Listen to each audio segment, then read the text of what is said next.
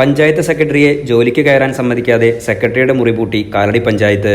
Secretary ലിജോയുടെ മുറിയാണ് panchayat പൂട്ടിയത്.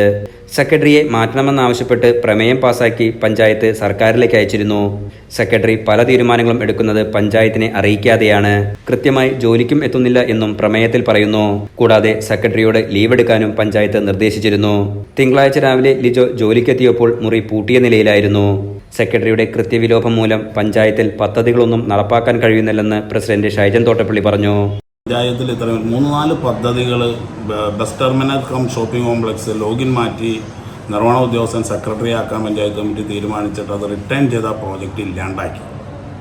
അങ്ങനെ ഗുരുതരമായ ഒട്ടേറെ പ്രശ്നങ്ങൾ ഉണ്ടായതിനെ തുടർന്ന് 12/4 ഏപ്രിൽ 12-ാം തീയതി ചേർന്ന പഞ്ചായത്ത് കമ്മിറ്റി അജണ്ട വെച്ച് ഇക്കാര്യം ചർച്ച ചെയ്യുകയും ഐക്യകണ്ഠേന 17 പേരും കൂടി ഐക്യകണ്ഠേന ഇദ്ദേഹത്തെ സ്ഥലം മാറ്റാൻ തീരുമാനമെടുക്കുകയും ചെയ്തു. 3-1 തീരുമാനമായിട്ട് അദ്ദേഹത്തിൻ്റെ കൃത്യവിലോപവും. കാരണം ആഴ്ചയിൽ 2 ദിവസം എന്തൊക്കെ പറഞ്ഞാലും ഈ പഞ്ചായത്ത് ഓഫീസിൽ സെക്രട്ടറി ഉണ്ടാവാറില്ല. ജീവനക്കാരിൽ ചിലർ കുത്തഴിഞ്ഞ പുസ്തകം പോലെ നടന്നതിനെയും ഇദ്ദേഹത്തിൻ്റെ ഈ പോക്ക് ബാധിച്ചിട്ടുണ്ട്. അവർക്ക് സപ്പോർട്ട് ചെയ്താണ് ഇദ്ദേഹം സംസാരിക്കാറുള്ളൂ. അപ്പോൾ അതുകൊണ്ട് ഇദ്ദേഹം പഞ്ചായത്തിന് ദോഷകരമാണ് എന്നുള്ളതുകൊണ്ട് പഞ്ചായത്ത് ഭരണസമിതി ഇത്തരത്തിലൊരു തീരുമാനമെടുത്തു.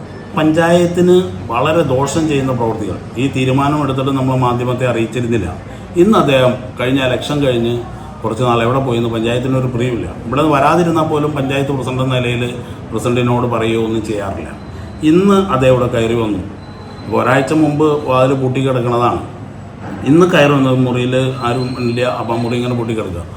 ഇന്ന് കയറി വന്നപ്പോൾ ഞാൻ അദ്ദേഹത്തിനോട് കത്ത് കൊടുത്തു. പഞ്ചായത്തിൻ്റെ സമാധാന അന്തരീക്ഷം കളയരുത്, അതുകൊണ്ട് താങ്കൾ സർക്കാർ നടപടി വരുന്നത് വരെ ലീവിൽ പോകണം എന്ന് പറഞ്ഞൊരു കത്ത് കൊടുത്തപ്പോൾ ധാഷ്ട്യം നിറഞ്ഞ മറുപടിയാണ് എന്നോട് പറഞ്ഞത്. അദ്ദേഹത്തോട് ഞാൻ വേറെ ഒന്നും വേണ്ടിയിട്ടില്ല. അപ്പോൾ മേലുദ്യോഗസ്ഥർ വന്ന് ചർച്ച നടത്തി എന്താണ് ഇതിനൊരു പരിഹാരം. പഞ്ചായത്ത് ഭരണസമിതി ഐക്യകണ്ഠേന തീരുമാനം ലംഘിച്ചുകൊണ്ട് ചാടി ഇവിടെ കയറിയിരുന്ന് വീണ്ടും മുന്നോട്ട് പോകുക എന്ന് പറയുന്നത് ഒരു ധാഷ്ട്യമാണ്. അപ്പോൾ പഞ്ചായത്ത് അധികാരികൾക്കോ പഞ്ചായത്ത് പ്രസിഡന്റിനോ ഭരണസമിതിക്കോ എന്തെങ്കിലും അധികാരമുണ്ടോ എന്ന് ഒന്ന് മനസ്സിലാക്കുക. അത് മനസ്സിലാക്കിയതിന് ശേഷം മുന്നോട്ട് ഈ ജനങ്ങൾ തരുന്ന നികുതി പണം കൊണ്ട് ശമ്പളം പറ്റുന്ന ഇവരൊക്കെ ആ രീതിയിലുള്ള ഒരു കടപ്പാട് കാലിലെ ജനങ്ങളോട് കാണിക്കേണ്ടതല്ലേ. ജോയിന്റ് ഡയറക്ടറും പഞ്ചായത്തും തമ്മിൽ സംസാരിച്ചതിന്റെ അടിസ്ഥാനത്തിൽ പ്രശ്നത്തിൽ പരിഹാരമായി. സെക്രട്ടറി ജോലിയിൽ പ്രവേശിക്കുകയും ചെയ്തു.